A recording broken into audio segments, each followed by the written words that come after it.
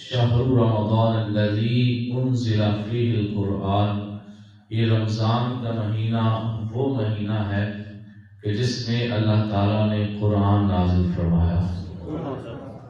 یعنی اللہ تعالیٰ نے قرآن کریم کے اندر رمضان مبارک کے مہینے کا ذکر کیا، اور اس انداز سے ذکر کیا کہ اللہ تعالیٰ نے باقاعدہ اس کو رمضان کا مہینہ کہہ کے بلایا۔ اور یہ بنیاد الطالبین کے اندر یہ موجود ہے کہ رمضان مبارک کو جب بلایا جائے، جب اس مہینے کا ذکر کیا جائے، تو پیارے آقا صلی اللہ تعالیٰ علیہ وآلہ وسلم کا یہ فرمان موجود ہے کہ لفظ رمضان نہ کہو، صرف رمضان یہ نہ کہو، بلکہ اسے اس کی نسبت کے ساتھ کہو جسے اللہ تعالیٰ نے جیسے نسبت کے ساتھ قرآن میں بلایا ہے۔ اور اللہ نے کیسے بلایا ہے؟ اللہ نے فرمایا ہے شہر رمضان، جس کا مطلب بنتا ہے رمضان کا مہینہ یا ماہ رمضان۔ تو اللہ کے محبوب فرماتے ہیں کہ اے امتیوں، صرف رمضان نہ کہا کرو، اس لیے کہ صرف رمضان کہہ کے اللہ نے قرآن میں ذکر نہیں کیا، اللہ نے بھی اس مہینے کا ذکر کیا ہے۔ تو کیسے کیا ہے؟ اللہ تعالیٰ نے اسے باقاعدہ عزت کے ساتھ، پروٹوکول کے ساتھ ماہ رمضان یعنی شہر رمضان، ماہ رمضان، رمضان کا مہینہ عزت کے ساتھ نام لیا ہے۔ تو میرے امتیوں، تم بھی جب اس مہینے کا نام لیا کرو تو عزت کے ساتھ لیا کرو، اس لیے کہ پیارے آقا اسلام فرماتے ہیں کہ رمضان اللہ کا مہینہ ہے۔ کس کا مہینہ ہے؟ اللہ کا۔ اب یہاں سے ہی بندے کو سمجھ جانا چاہیے کہ جو محبوب فرماتے ہیں اس مہینے کا نام عزت سے لینا ہے۔ کیا عزت سے لینا ہے؟ نام۔ جب نام عزت سے لینا ہے تو پھر اس مہینے کی اپنی حیثیت اور عزت کتنی بلند ہوگی، اور کس قدر اس کو تقوی کے ساتھ گزارنا ہوتا ہے کہ جب نام عزت سے لینا ہے، صرف رمضان نہیں کہنا، ماہ رمضان کہنا ہے، تو پھر اس مہینے کی اپنی عزت اور ویلیو وہ کتنی ہوگی۔ ایک مثال دیتا ہوں سمجھانے کے لیے۔ اگر کوئی بندہ اپنے باپ کو نام کے ساتھ بلاتا ہے تو لوگ اسے اچھا سمجھتے ہیں، بولیں اور کے بعد دے پہلا نام ہے لیاقت، اور جب تو بلایا کہ لیاقت سنا تو لوگ کیا کرتے چنگا کرتے نہیں، وہ کہیں گے ابے کا نام لینا یہ ادب نہیں ہوتا، بے ادبی ہوتی ہے۔ اور حضور اسلام کی مقالہ حدیث پاک ہے کہ آپ اسلام نے بچے کو باپ کے راز سمجھاتے ہوئے فرمایا بیٹا اپنے باپ کو نام سے نہ بلانا، ابا جی کہہ کے بلاؤ، ابو کو، باپ کو کیسے بلانے؟ تو رشتے کے ساتھ بلاؤ، عزت کرتے ہوئے، باپ کو نام کے ساتھ نہیں بلانا۔ تو پتہ یہ چلا کہ جیسے باپ کی عزت بڑی ہے کہ باپ جنت کا درمیانی دروازہ ہے اور باپ کی رضا میں رب کی رضا ہے، تو اس کا نام لینا یہ بھی بے ادبی ہے۔ اب آئیں ذرا اس بات کی طرف کہ رمضان مبارک کو صرف رمضان کہنا، اس سے پیارے آقا صلی اللہ علیہ وسلم نے منع فرما دیا۔ تو مطلب یہ ہوا کہ جب اس کو صرف رمضان نہیں کہنا، ماہ رمضان کہنا ہے یا رمضان کا مہینہ کہنا ہے، صرف رمضان نہیں کہنا، تو پھر سوچیں اس مہینے کا اور کتنا زیادہ ہمیں ادب کرنا چاہیے، یعنی اس کے اندر گناہوں سے کیسے بچنا چاہیے، اور اس مہینے کی عزت اور اس کی جو شان ہے اس کا کیسے لحاظ کرنا چاہیے۔ کہ میرے دوستو، جب بندہ روزہ رکھتا ہے تو اس کا جو مقصد ہے وہ کیا ہے؟ اللہ فرماتا ہے یا ایھا الذین آمنوا کتب علیکم الصیام، اے ایمان والو میں نے تمہارے اوپر روزے فرض کیے ہیں۔ کیا کیے ہیں؟ فرض کیے ہیں۔ کما کتب علی الذین من قبلکم، ایسے ہی جیسے میں نے تم سے پہلے لوگوں پر فرض کیے تھے۔ اور اللہ نے بتا دیا کیوں میں نے تمہارے اوپر روزے فرض کیے ہیں۔ کیا تمہارا ایک مہینہ جو ہے وہ دن کو بھوکا رہنے سے کیا میری مخلوقوں کو فائدہ پہنچتا ہے یا کوئی میری دنیا کا رزق بڑھ جاتا ہے؟ ایسا تو نہیں ہے۔ اور یہ حقیقت ہے کہ ساری افطاری میں بندہ اتنا کھا لیتا ہے کہ دن کی کسر پوری ہو جاتی ہے، کیوں نہیں کر لینا؟ تو ایسا نہیں کہ وہ دن کو بھوکا رہتے ہیں تو کوئی رزق کو بڑھ جاتا ہے کہ اللہ تعالیٰ چاہتا ہے کہ سال میں ایک مہینہ ایسا ہو کہ بندے اس میں کام کھائیں اور باقی مخلوقات کو مل جائے، ایسا نہیں ہے۔ اس کے رزق میں کوئی کمی نہیں ہے۔ وہ فرماتا ہے ان اللہ یرزق من یشاء بغیر حساب، اللہ فرماتا ہے کہ بے شک اللہ جسے چاہتا ہے بے حساب رزق عطا فرماتا ہے۔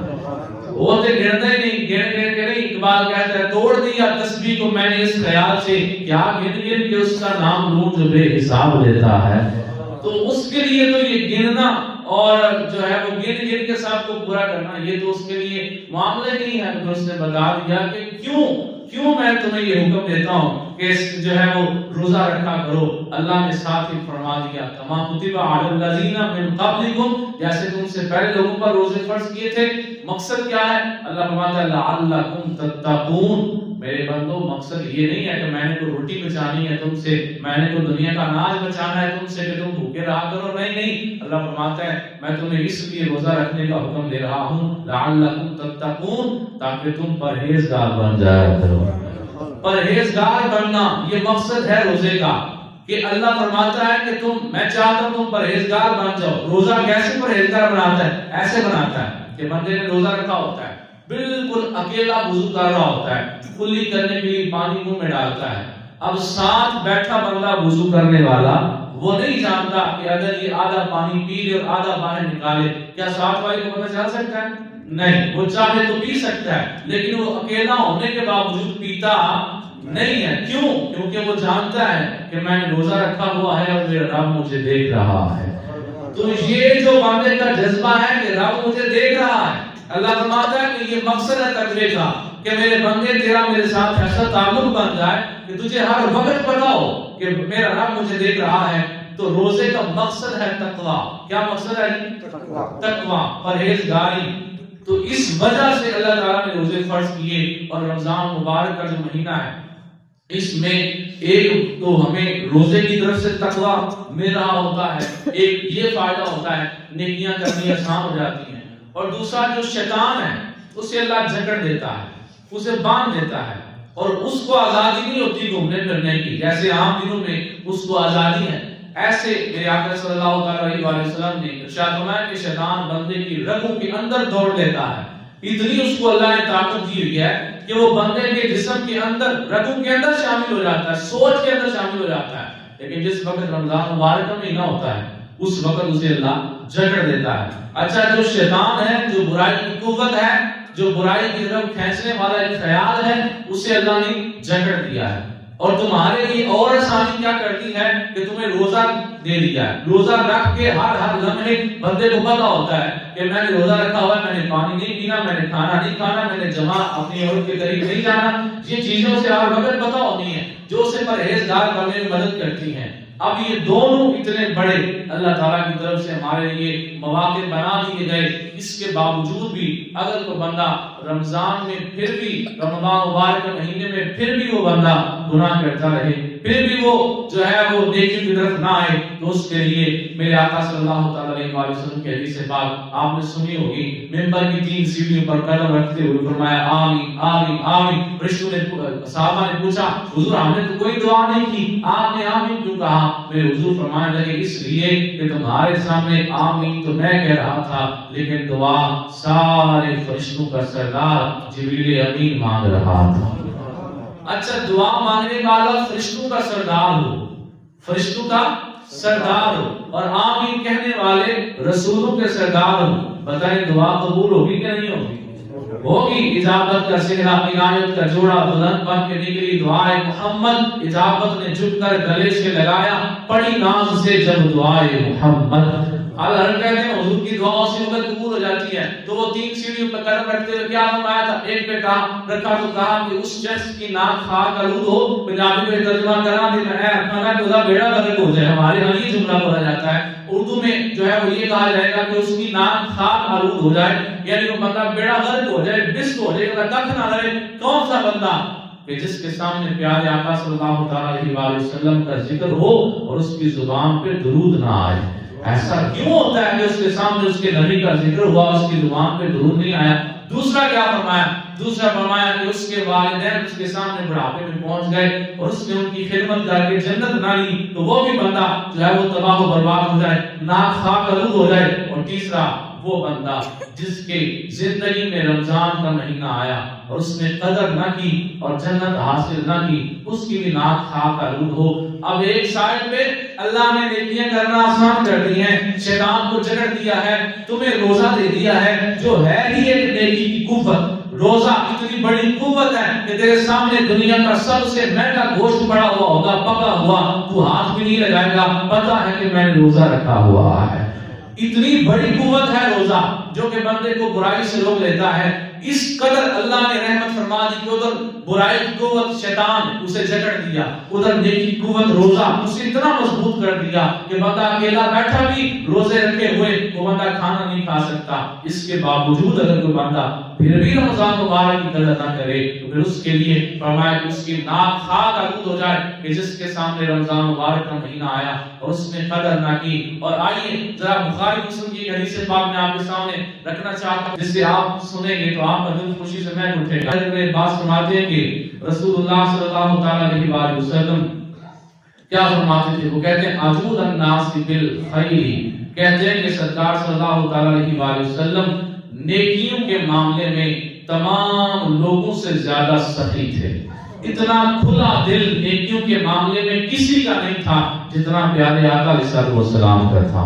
اور آگے کیا فرماتے ہیں؟ کہتے ہیں کہ اور آپ صلی اللہ علیہ وسلم رمضان شریف میں اور بھی زیادہ سخاوت فرماتے، اور زیادہ سخاوت فرماتے۔ اور کیا کہتے ہیں؟ حضرت ابن عباس کہتے ہیں سبحان اللہ، آپ کہتے ہیں اجود بالخیر من الریح المرسلہ، آپ فرماتے ہیں کہ پیارے آقا صلی اللہ علیہ وسلم رمضان مبارک میں نیکیوں میں سخاوت کرنے میں اتنے تیز ہو جاتے، کہتے ہیں بالخیر اجود بالخیر من الریح المرسلہ۔ آپ فرماتے ہیں کہ طوفان میں جب ہوا آتی ہے نا، طوفانی ہوائیں، آپ کو پتہ کتنی سخت ہوا آتی ہے، اگر طوفان آئے بڑی گاڑی باسی، یقین کرو میں موٹر سائیکل چلانا بڑا سپیڈ مٹھی کر لی، اتنی تیز ہوا آئی میں کہنے پر سنٹر اتنی تیز ہوا کہ بندہ بائک چلا رہا ہے وہ سپیڈ ایسا کر لیتا ہے کہ ایسا ہو یہ مجھے گرا ہی نہ دے۔ اب وہ ٹرک نہیں ہے، وہ گاڑی نہیں ہے، وہ ہوا ہے، لیکن اتنی تیز ہے کہ بندے کو گرنے کا اندیشہ ہے کہ میں گر ہی نہ جاؤں۔ آپ کیا کہتے ہیں؟ حضرت ابن عباس کہتے ہیں طوفانی ہوائیں اتنی تیز نہیں ہوتی جتنی میرے آقا سخاوت میں آگے بڑھ جایا کرتے تھے۔ اتنا میرے آقا صلی اللہ علیہ وسلم رمضان مبارک میں نیکیوں میں سخاوت کرتے، اتنی نیکیاں کرتے۔ تو پیارے آقا اسلام نے صرف دنیا کو نہیں بتایا کہ یہ رمضان کا مہینہ ہے قدر کر لینا، بلکہ خود تو تھے ہی جنتی، گناہوں سے تو پاک تھے، معصوم الخطا تھے، گناہ تو کرتے ہی نہیں تھے، اس کے باوجود رمضان کی اتنی قدر کیا کرتے کہ صحابہ کہتے ہیں طوفانی ہواؤں سے بڑھ کے پیارے آقا علیہ السلام سخی ہو جایا کرتے تھے۔ یہ حال تھا میرے حضور کا رمضان کی قدر کرنے کا۔ اور غالباً یہ حدیث پاک آپ نے پہلے نہیں سنی ہوگی کہ پیارے آقا صلی اللہ علیہ وسلم کے بعد آپ کے پاس دو بندے آئے۔ کتنے بندے؟ سارے بندے کتنے بندے؟ دو بندے آئے، اکٹھے آئے اور اسلام قبول کیا اور نکل گئے، اور اسلام کی جو فرائض و واجبات ہیں ان کو پورا کرنے لگے، نماز، روزہ، زکوٰۃ، حج، جہاد وغیرہ۔ اب دونوں میں سے ایک دوست جو تھا وہ میدان جہاد میں شہید ہو گیا اور دوسرا زندہ رہا، 1 سال تک زندہ رہا، اور 1 سال کے بعد وہ جہاد کے بغیر، جنگ کے بغیر، ویسے ہی جیسے بندہ عام طور پر بیمار ہو کے فوت ہو جاتا ہے تو وہ ایسے فوت ہو گیا۔ دونوں فوت ہو گئے، ایک شہید ہو کے فوت ہوا 1 سال پہلے، اور دوسرا زندہ رہا، اور زندہ رہا 1 سال کے بعد وہ بیمار ہو کے فوت ہو گیا۔ حضرت عبداللہ بن عمر فرماتے ہیں کہ جب دوسرا فوت ہوا نا تو میں نے دونوں کو خواب میں دیکھا، اور کہاں پہ دیکھا؟ کہتے ہیں میں نے دونوں کو جنت میں ٹہلتے ہوئے دیکھا تھا۔ آج لوگ معاذ اللہ میرے حضور کے علم پہ شک کرتے ہیں اور کہتے ہیں انہوں نے اپنی بیٹی کو کہا تھا کہ فاطمہ اپنا کام لینا سیکھا، میں میرے کچھ کام نہیں آ سکتا، معاذ اللہ ان کے علم پہ شک کرتے ہیں۔ وہ تو حضور صلی اللہ علیہ وسلم کی تو بات ہی کیا ہے، ان کا تو صحابی بھی جانتا ہے کہ جو بندہ کل فوت ہوا ہے اللہ نے اسے جنت میں پہنچا دیا ہے، اور صرف جانتا نہیں ہے، وہ کہتے ہیں میں نے دونوں کو جنت میں ٹہلتے ہوئے دیکھا تھا۔ اچھا بات اگر ادھر ختم ہو جاتی تو میں بھی ختم کر دیتا، لیکن ابھی حدیث آگے ہے۔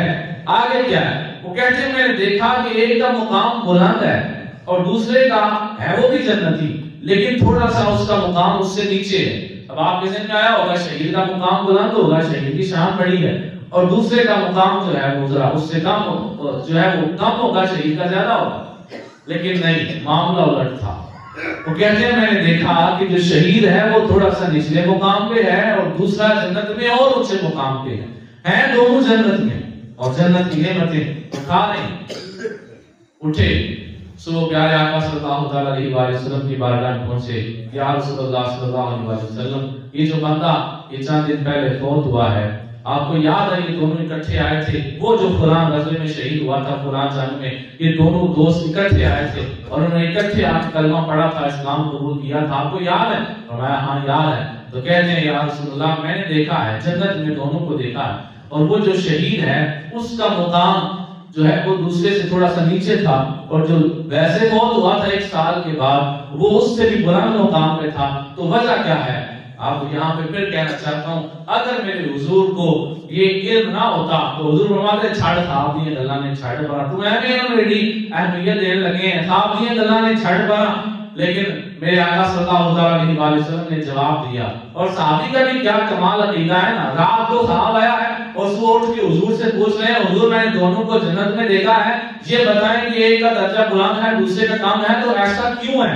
یہ نہیں کہتے کہ یا رسول اللہ پتہ نہیں جنت سے گئے بھی ہونے کہ نہیں، اسی میں دس ہونا کہ اصل گل کی ہے صحابی کو پتا تھا کہ حضور صلی اللہ علیہ وآلہ وسلم کے صحابہ جو ہے وہ جنت میں گئے ہیں، تو یہ خواب جھوٹا نہیں ہے، سچا خواب ہے. تو میرا خیال ہے ایک بار ذرا دب کے تسی بھی نعرہ لاؤ نا، ہر صحابی نبی جنتی جنتی، ہر صحابی نبی جنتی جنتی، ہر صحابی نبی جنتی جنتی. اور دوسرا یہ پتہ چلا کہ صحابی کا عقیدہ ہے کہ حضور جانتے ہیں، ورنہ یہ سمجھتے نا جیسے آج لوگ کہتے ہیں کہ بس سرکار کا کام تھا نماز روزے کے مسائل بتانا، کون جنت میں گیا کون دوزخ میں گیا، اس معاملات سے حضور کا کیا لینا دینا. تو ایسا نہیں تھا، صحابی کا عقیدہ تھا حضور جانتے ہیں. تو آپ پوچھ لیا حضور بتائیں ایک کا درجہ اوپر تھا دوسرے کا نیچے تھا، ایسا کیوں تھا؟ میرے حضور صلی اللہ علیہ وآلہ وسلم نے پہلے تو یہ فرمایا کہ اے میرے صحابی تو نے جو خواب دیکھا ہے وہ سچا ہے، اور اللہ نے ان دونوں کو جنت میں بالکل ایسے ہی مقامات عطا فرمائے ہیں کہ ایک کا درجہ تھوڑا سا اوپر ہے اور دوسرے کا تھوڑا سا نیچے ہے، اور جو شہید ہے اس کا نیچے ہے، اور جو ویسے فوت ہوا تھا 1 سال کے بعد اس کا اوپر ہے. آپ صحابی حیران ہو جاتے ہیں یا رسول اللہ ایسا کیوں ہے؟ شہید کا درجہ بلند ہوتا ہے اور عام بندے کا کم ہوتا ہے. تو میرے آقا صلی اللہ علیہ وآلہ وسلم نے فرمایا کہ بات دراصل یہ ہے کہ وہ جو فوت ہوا تھا، وہ جو شہید ہوا تھا، وہ 1 سال پہلے شہید ہوا تھا. یہ بتایا نا میں نے آپ کو، دوسرا 1 سال کے بعد فوت ہوا تھا. تو سرکار فرماتے ہیں کہ وہ جو شہید ہوا تھا وہ 1 سال پہلے شہید ہوا تھا، اور جو 1 سال زندہ رہنے کے بعد طبی طور پہ چلا گیا، اس کی زندگی میں ایک بار پھر رمضان کا مہینہ آ گیا تھا، اس نے ایسی قدر کی تھی اللہ نے دوسرے سے بڑھ کے اسے مقام عطا فرما دیا. پتہ چلا کتنی شان ہے رمضان مبارک کے مہینے کی کہ اگر آپ اس کی قدر کرتے ہیں تو اللہ اتنا بلند درجہ عطا کر دیتا ہے کہ صحابی بھی حیران ہے کہ وہ تو شہید ہوا تھا اور یہ طبی طور پہ فوت ہوا ہے. میرے حضور فرماتے ہیں درجہ اس لیے بڑھ گیا ہے کہ 1 سال رمضان کا مہینہ اور مل گیا تھا، اور جو مل گیا تھا اس نے اس کی قدر کرنی تھی، اللہ نے اس کے صدقے اسے اور بلند مقام عطا فرما دیا ہے. شاید کہتا ہے کہ بے زبانوں کو جب وہ زبان دیتا ہے پڑھنے کو پھر ہمیں قرآن دیتا ہے، بے زبانوں کو جب وہ زبان دیتا ہے پڑھنے کو پھر ہمیں قرآن دیتا ہے، اور جب بخشنے پہ آتا ہے امت کے گناہ تحفے میں ماہ رمضان دیتا ہے.